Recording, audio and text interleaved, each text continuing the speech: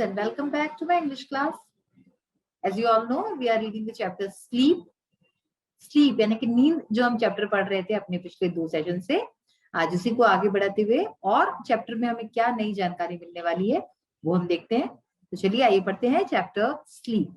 So as we have read in the last 2 sessions about sleep, कुछ हमने important aspects पढ़े sleep से related, जैसे कि कुछ जो डिफरेंट एज ग्रुप्स के लोग होते हैं उन्हें कितनी नींद चाहिए होती है, उनकी एवरेज स्लीप कितनी होती है, सबका अलग अलग होता है स्लीप के बारे में, कोई ज्यादा सोता है कोई कम सोता है।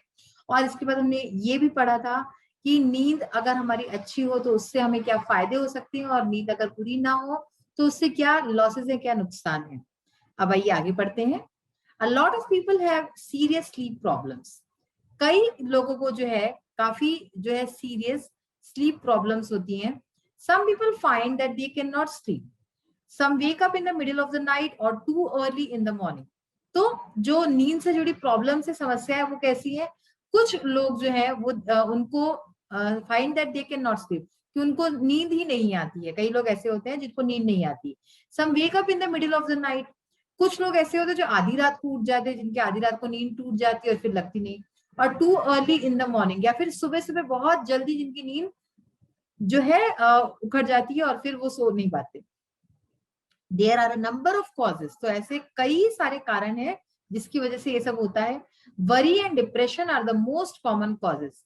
तो इसका सबसे ज्यादा जो कॉमन कारण है वो ये है वरी एंड डिप्रेशन, यानी चिंता हो हमें किसी तरह की, या फिर डिप्रेशन हो, अवसाद हो। डिप्रेशन का मतलब है अवसाद। तो ये जो है इसके बहुत ही कॉमन कारण है, कॉजेज हैं। All kinds of things in the environment can affect sleep. Environment में, जो हमारे पर्यावरण में कई सारी चीजें हैं जो कि जिसकी वजह से हमारी नींद अफेक्ट होती है। वो कौन कौन सी चीजें हैं? नॉइज, लाइट, हीट, कोल्ड और न्यू सराउंडिंग्स। वो वजह है, या तो शोर हो सकता है, लाइट हो सकती है ना। जैसे कि कई लोग को होता है कि लाइट जल रही तो हम सो नहीं सकते, इस तरह से हो सकता है। हीट, कोल्ड, गर्मी, सर्दी, या फिर न्यू सराउंडिंग्स, नई जगह पे नींद नहीं आती। तो ये कोई भी कारण हो सकता है इसमें से। Pain in illness can also keep people awake. जब हम बीमार होते हैं उस समय जो दर्द होता है उस वजह से भी लोग नहीं सो पाते। Most of us can accept temporary sleeplessness without seeking help. Many people become addicted to sleeping pills, but sleeping pills do not cure the disorder of sleeplessness called insomnia. अब यहाँ बता रहे हैं कि most of us can accept temporary sleeplessness. जो temporary जो होता है, कुछ समय के लिए स्लीपलेसनेस होती है, वो हम उसको जो है एक्सेप्ट कर लेते हैं, हम हमारी बॉडी, और उससे हम किसी तरह से निजात पा भी लेते हैं। विदाउट सीकिंग हेल्प, बिना किसी की मदद के हम इस चीज को कोप अप कर लेते हैं। Many people become addicted to sleeping pills. कई लोग जो है नींद की गोलियों का एडिक्शन हो जाता है, उनको आदत हो जाती है इसकी। But sleeping pills do not cure the disorder of sleeplessness. लेकिन जो नींद की गोलियां होती हैं वो ये जो नींद ना आने की जो डिसऑर्डर है इसका कोई एक परमानेंट इलाज नहीं है, जो कि जिसको बोलते हैं कॉल्ड इंसोम्निया। इंसोम्निया यानी कि नींद ना आने की जो बीमारी होती है उसको बोलते हैं। It is better to avoid them if we can. अच्छा होगा कि अगर हम इन नींद की गोलियों को अवॉइड कर सके, ना खाएं। It is much better to identify the problem and remove it. बहुत अच्छा होगा कि अगर हम जो समस्या है उस पर ध्यान दें और उसको हम जड़ से निकाल दें, बजाय कि हम स्लीपिंग पिल्स, नींद की गोलियां खाएं। तो बच्चों, आज ये चैप्टर हमने देखा, पढ़ के बहुत ही अच्छा चैप्टर था। इससे आपको अच्छी अच्छी जानकारियां मिली है स्लीप से रिलेटेड। अब देखिए ग्लॉसरी, इसमें हमने कुछ न्यू वर्ड्स पढ़े, उसकी meaning. Necessary, this is an adjective. Necessary जो शब्द है वो एक एडजेक्टिव है। इसका मीनिंग है मस्ट या एसेंशियल। हिंदी में बोलते हैं अनिवार्य या आवश्यक। जो चीज आवश्यक होती है उसको नेसेसरी बोलते हैं। एल्डरली, यहाँ पे एल्डरली का मतलब है, मतलब noun, as a noun use किया गया इस चैप्टर में। एल्डरली का मतलब होता है ओल्ड पीपल, यानी उम्र दराज, बुजुर्ग लोग। नैप, ये भी एक नाउन का शब्द है। तो नैप का मतलब होता है short sleep during the day. दिन के समय जो छोटी सी हम नींद निकालते हैं, यानी कि झपकी जिसको बोलते हैं। सर्टेनली, ये एक एडवर्ब है। डेफिनेटली, विदाउट फेल, इसका मीनिंग क्या है? निश्चित रूप से, अवश्य। Bodily, bodily is an adjective word of the body, यानी कि शरीर से संबंधित होता है, शारीरिक। इरिटेबल एडजेक्टिव है अगेन। इजीली अनॉयड, यानी कि चिड़चिड़ा, परेशान, इसको बोलते हैं इरिटेबल। डीरेंज्ड, ये भी एक एडजेक्टिव है। एबनॉर्मल, डीरेंज्ड का मतलब है एबनॉर्मल, असामान्य। और गेट्स इम्पेयर्ड, ये वर्ब है गेट्स वीकेंड और डैमेज, यानी कि कमजोर या असंगत हो जाता है, ये इसका मीनिंग है गेट्स इम्पेयर्ड का। अब देखिए addicted to, this is also an adjective. Addicted to का मतलब क्या है, यूज टू, यानी लत लग जाना, आदी हो जाना, आदत हो जाना किसी चीज की। इंसोम्निया नाउन, स्लीपलेसनेस, अनिद्रा की बीमारी, जो बीमारी होती है जिसमें नींद नहीं आती उसको इंसोम्निया कहते हैं। तो ये तो कुछ न्यू वर्ड्स एंड मीनिंग्स थे। अब देखिए बच्चों, हमने इसमें ये सारी एक्सरसाइज जो थी वो ऑलरेडी हमने कर ली है। आज हम और आगे की एक्सरसाइज देखेंगे। इसमें देखिए ये वर्ड स्टडी हमने लास्ट टाइम किया था। There are 6 words connected with sleep. Sleep से रिलेटेड 6 वर्ड्स है, find them out from grid. तो हमें ग्रिड में से निकालने हैं। तो आपको बहुत ही सिंपल है, क्लूज दिए हुए हैं नीचे, देखिए हमने इन क्लूज का यूज करके हमने लास्ट सेशन में वर्ड्स भी हमने निकाल लिए। अब जब इस तरह का कुछ होता है वर्ड ग्रिड, तो आपको किस तरह से वर्ड्स ढूंढने चाहिए, ये मैं आपको इसका एक तरीका बता देती हूँ। आपको फर्स्टली इस तरह से देखना चाहिए, ठीक है ना, लाइंस को सीधे सीधे आपको वर्ड्स मिलेंगे। जैसे यहाँ देखिए वरी मिल गया फर्स्ट वर्ड, देन अगर हम यहाँ पे देखिए सेकेंड वर्ड में नहीं है। इस तरह से हमें एडिक्ट, देखिए एडिक्ट लिखा है थर्ड लाइन में, देन इम्पेयर्ड, ठीक है, यहाँ पे ये वर्ड आ गया इम्पेयर्ड, साइकिल, ठीक है। तो ये इस तरह से आपको वर्ड्स मिलते जाएंगे। अब अगर आपको इस तरह से आपने देख लिया, अब इसको लाइन में देखिए, एक सीधी लाइन में, तो आपको और न्यू वर्ड्स मिलेंगे। जैसे कि देखिए यहाँ पे आपको मिलेगा, और आपको इसमें चैप्टर से रिलेटेड ही जो है वर्ड्स लेने हैं, ये आपको ध्यान रखना। देखिए एल्डरली, यहाँ पे ये आ गया वर्ड एल्डरली, ठीक है ना। फिर है देखिए यहाँ पे बहुत सारे शब्द हैं जो कि हमने चैप्टर से लिए, डी रेंज, ठीक है। तो ये इस तरह से 6 वर्ड्स हमने ढूंढ लिए। अब देखिए read the following sentences carefully, यहाँ पे कुछ सेंटेंसेस है, आइए इनको पढ़ते हैं। The elderly need less sleep, यानी कि जो बड़े बुजुर्ग होते हैं उनको कम नींद लगती है। When we sleep the bodily functions slow down, you soon begin to behave strangely. देख रहे हैं आप यहाँ पे कि कुछ वर्ड्स को अंडरलाइन किया हुआ है। यहाँ पे क्यों अंडरलाइन किया हुआ है, आइए इसको देखते हैं कि in the above sentences words with ly have different functions to perform। जो ly है इन तीनों वर्ड्स में, elderly, bodily, strangely, तो इनके अलग अलग फंक्शंस है हर सेंटेंस में। In sentence A the elderly means the elderly people, तो सेंटेंस ए में elderly का मीनिंग क्या है, elderly people यानी बुजुर्ग लोग। And it functions as a noun, तो ये एक नाउन के तौर पे फंक्शन कर रहा है। In sentence B the word bodily is describing the noun, second sentence में बॉडीली जो है नाउन को डिस्क्राइब कर रहा है, बॉडीली फंक्शंस, ठीक है ना, the noun functions, therefore bodily is an adjective, तो इसलिए बॉडीली एक एडजेक्टिव हो गया। And it comes before the noun, और एडजेक्टिव हमेशा नाउन के पहले आता है। In sentence C the word strangely clearly qualifies the verb behave.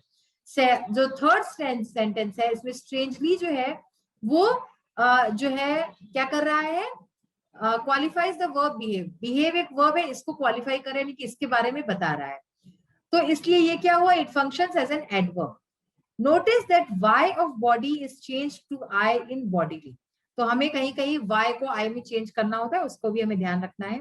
Now try to find out what different functions L Y words perform in the sentences given below. तो हमें अब यहाँ पे कुछ सेंटेंसेस दिए हुए हैं, तो जो एल वाई वाले वर्ड्स हैं जैसे वास्टली, होमली, ये क्या, जैसे कि हमने अभी देखा कोई नाउन है, कोई वर्ब, कोई एडवर्ब था, कोई एडजेक्टिव था। इन सेंटेंसेस में ये कौन सा फंक्शन कर रहा है ये बताना है। Pick out words from the text to which ly can be added to form new words, और इसी तरह से हमें टेक्स्ट में से ऐसे शब्द ढूंढ के निकालने हैं जिसमें कि हम ly ऐड कर सकते हैं ताकि वो नया शब्द बन जाए। तो बच्चों आज हम ये एक्सरसाइज करेंगे, और नेक्स्ट जो सेशन है हमारा उसमें हम ये ग्रामर पढ़ेंगे जिसमें कि simple, compound and complex sentences, बहुत ही मेन एक्सरसाइज है ये, इसको ध्यान से पढ़ेंगे। तो ये नेक्स्ट सेशन में करेंगे। आइए अब ये जो हमने अभी एक्सरसाइज पढ़ी इसके बारे में देखते हैं। तो अब बच्चों अभी जैसा कि हमने पढ़ा था वर्ड स्टडी की जो एक्सरसाइज थी, जो डिफरेंट वर्ड्स थे एल वाई जिसमें लगा था, जैसे कि एल्डरली, स्ट्रेंजली, इस तरह से, तो वो इन सेंटेंसेस में कौन सा जो है पार्ट निभा रहे थे ये हमने देखा। तो अब कुछ सेंटेंसेस हमने जो लिए हैं एक्सरसाइज में से, हमें इसमें भी बताना है कि क्या वो जो है किस चीज को बता रहे हैं, कौन सा परफॉर्मेंस दे रहे हैं, ये फंक्शन कर रहे हैं। The easterly winds bring rain, first sentence है the easterly winds bring rain, यानी कि जो ईस्टर्न जो पार्ट से आती है वो जो विंड है वो ब्रिंग्स रेन, यानी कि वो बरसात लाती है। विच विंड ब्रिंग्स रेन, ठीक है ना, यानी कौन सी हवा रेन लाती है, बारिश लाती है। द आंसर इज ईस्टर्ली, तो आंसर क्या है, easterly. So it functions as an adverb, तो ये एक एडवर्ब का काम कर रही है। He visits us rarely nowadays, तो अब यहाँ पे है rarely, ये शब्द है, he visits us rarely। the word rarely qualifies the verb visits, यानी visits rarely, ठीक है ना, तो visit को क्वालिफाई करें, visit के बारे में बता रही कि कभी कभी visit करता है वो हमारे यहाँ आजकल, and therefore it functions as an adverb, तो इसलिए ये भी एक adverb हुआ। The lion was vastly amused, ठीक है, तो यहाँ पे जो शब्द है वो है vastly। lion जो है वो बहुत ही ज्यादा amused हो गया था। vastly qualifies the adjective word amused, vastly जो है amused जो है ये भी एक adjective है, इसको क्वालिफाई कर रहा है, उसके बारे में बता रहा है। so it is an adverb, तो इसलिए ये एक adverb है। adverbs जो होते हैं वो adjective को भी क्वालिफाई करते हैं, यानी कि उसके बारे में भी और चीजें बताते हैं। तो vastly amused, बहुत ज्यादा amused हो गया था। This restaurant provides us homely meals, यानी कि ये जो रेस्टोरेंट है, ये होटल है, ये एक होमली मील यानी कि घर जैसा खाना प्रोवाइड करता है। होमली, अब यहाँ पे जो शब्द है वो है homely. Homely is describing meals, homely जो शब्द है वो मील्स को डिस्क्राइब कर रहा है, मील्स यानी खाना। विच इज अ नाउन, तो मील्स खाना वो एक नाउन हुआ, therefore it is an adjective, और जो एडजेक्टिव होता है वो नाउन के जस्ट पहले लगता है, ठीक है, तो इसलिए ये एक एडजेक्टिव हुआ। His monthly salary is very high, उसकी मंथली सैलरी यानी महीने की जो सैलरी है, तनख्वाह है, वो बहुत अच्छी है, वेरी हाई है। Monthly describes the noun salary, monthly जो शब्द है यानी कि महीने का, वो सैलरी को डिस्क्राइब कर रहा है, so it is an adjective, ठीक है ना। तो सैलरी एक नाउन है, उसको डिस्क्राइब कर रहा है, तो इसलिए भी एक एडजेक्टिव हुआ। The student has solved this sum correctly, student ने ये सम जो है करेक्टली सॉल्व कर लिया है, ठीक है। तो यहाँ पे जो शब्द है वो है करेक्टली, तो करेक्टली से आप क्या समझते हैं, student has solved this sum correctly, देखिए correctly qualifies the verb solve, solve correctly, ठीक है ना, तो यानी कि उसको अच्छे से हल कर लिया, सो इट इज एन एडवर्ब, तो ये एक एडवर्ब है। वर्ब को जो क्वालिफाई करे, जो एडजेक्टिव को क्वालिफाई करे, वो एक एडवर्ब होता है। द चिल्ड्रेन डांस्ड हैप्पीली, बच्चे जो है बहुत ही खुशी खुशी डांस किया उन्होंने, नाचे। Happily qualifies the verb danced, तो danced also is a verb, उसको क्वालिफाई कर रहा है, so it is an adverb, इसलिए अगेन एक एडवर्ब है। He read the book thoroughly, उसने वो बुक थरली यानी कि पूरी तरह से, अच्छी तरह से पढ़ ली। Thoroughly qualifies the verb read, read इसको हम बोल रहे हैं, रीड को सेकंड फॉर्म में हम रेड ऐसा बोलते हैं, तो सो इट इज एन एडवर्ब, तो इसलिए ये एक एडवर्ब है। तो आई होप कि आपको ये बहुत अच्छी तरह समझ में आ गया होगा कि एडवर्ब जो होता है वो बेसिकली जो है किसको करता है क्वालिफाई, चाहे दूसरा एडजेक्टिव हो या फिर वर्ब हो। अगर हमारा एडजेक्टिव होगा तो एडजेक्टिव जो है एक नाउन को डिस्क्राइब करता है और नाउन के जस्ट पहले लगता है। Pick out words from the text to which ly can be added to form new words, तो हमने टेक्स्ट में से कुछ शब्द ऐसे लिए हैं जिसमें कि ly यूज हो सकता है, तो sleep sleeplessly, need needly, healthy healthily, तो यहाँ पे देखिए आप कुछ कुछ शब्दों में जो है वाई की जगह ly आ गया है, ठीक है ना। Attention attentively, necessary necessarily, disorder disorderly, average averagely, ये वर्ड्स है जिसमें हम ly लगा के नया शब्द यूज कर सकते हैं, बना सकते हैं। अब देखिए लेट्स टॉक, यानी कि अब बात करें, work in groups of 4 and talk about your sleeping habits, तो 4 बच्चों का ग्रुप बना के आप अपने स्लीपिंग हैबिट्स के बारे में बात कर सकते हैं कि नींद की आपको क्या क्या आते हैं, सबकी अलग अलग होती है, किसी को जल्दी लगती है, किसी को देर से लगती है। You can ask and answer the following questions, तो आप इस तरह से ये सवालों के जवाब दे सकते हैं और पूछ सकते हैं, ठीक है ना। How many hours of sleep do you take normally, तो ये सवाल जवाब है जो आप अपने फ्रेंड से जो है या फिर जो भी आपके कंपेनियंस होंगे उनसे आप पूछ सकते हैं। How many hours of sleep do you take normally, आप कितनी समय सोते हो, कितनी देर सोते हो normally. Normally I take 8 hours of sleep, यानी कि मैं 8 घंटे सोता हूँ या सोती हूँ ज्यादातर। Do you fall asleep as soon as you go to bed, क्या तुमको तुरंत ही जो है नींद लग जाती है जैसे ही आप सोने को जाते हो बेड पे, तो कई लोग होते हैं जिसको तुरंत लग जाती है, कई लोग होते हैं जिसको नींद तुरंत नहीं आती। No it takes some time for me to fall asleep, तो इसमें हमने क्या दिया आंसर, नो, कि नहीं मुझे थोड़ा टाइम लगता है नींद लगने में। अगर आपको तुरंत स्लीप आती है तो आप क्या लिख सकते हो यहाँ पे, yes I fall asleep as soon as I go to bed. ठीक है। Do you have any sort of sleep problems, if yes what are they, क्या तुम्हें किस तरह के नींद की प्रॉब्लम्स है, अगर हाँ तो कौन सी है। तो अगर आपको नहीं है तो आप सिंपली बोलोगे कि no I don't have any type of sleep problems. अगर है तो आप उसमें अपनी स्लीप प्रॉब्लम्स डिस्कस कर सकते हो। जैसे कि I can't sleep when the light is on, जब लाइट्स ऑन होती है तो मुझे नींद नहीं आती, और when it is too hot और टू कोल्ड, या फिर बहुत ज्यादा गर्मी या सर्दी में मुझे नींद नहीं आती जल्दी। When do you find it difficult to sleep, कब आपको मुश्किल होती है सोने में, when there is loud noise around me, जब मेरे आसपास जो है शोर हो रहा होता है या फिर ज्यादा तेज आवाज होती है, उस समय नींद नहीं आती।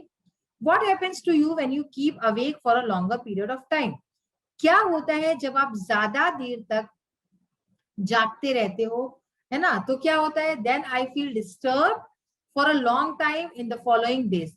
अगर ज्यादा लंबे समय तक ऐसा होता रहे कि मेरी नींद पूरी ना हो, तो क्या होता है, मैं डिस्टर्ब हो जाती हूँ या डिस्टर्ब हो जाता हूँ काफी दिनों के लिए। आई फील इरिटेटेड, और इसके साथ ही मैं इरिटेटेड हो जाती हूँ। And how do you feel having a sound sleep, और जब आपकी अच्छी नींद होती है तब आपको कैसा लगता है, I feel fresh and happy for whole day after having a sound sleep, मुझे बहुत ही फ्रेश फील होता है और मैं खुश रहती हूँ दिन भर जब मेरी एक अच्छी नींद पूरी हो जाती है। तो बच्चों आज हमने कई सारी चीजें सीखी। हमने जो ग्रामर पोर्शन है उसमें से हमने काफी जो है बहुत ही इंपॉर्टेंट टॉपिक पढ़ा है आज, जो एल वाई लगा के जो वर्ड्स बनते हैं, नाउन्स भी बनते हैं, एडजेक्टिव्स, एडवर्ब्स, तो उसको किस तरह से पहचाना जाए ये आज आपने सीखा है कि उसको पहचानने का क्या तरीका है। तो इन सब बातों को जो भी आज हमने पढ़ी है उसको अच्छे से पढ़िए, अच्छे से समझिए, और आपको जहां से भी और इन्फॉर्मेशन मिलती है उसको और आप बढ़ाइए। तो इसमें हमारे और आपको वीडियोस भी मिल जाएंगे इस सबसे रिलेटेड, एडजेक्टिव से, एडवर्ब से रिलेटेड, उसको देखिए और समझिए। आज का सेशन हमारा यही फिनिश होता है। We will meet in the next session. Till then bye, have a nice day, take care of yourself and your family. Thank you.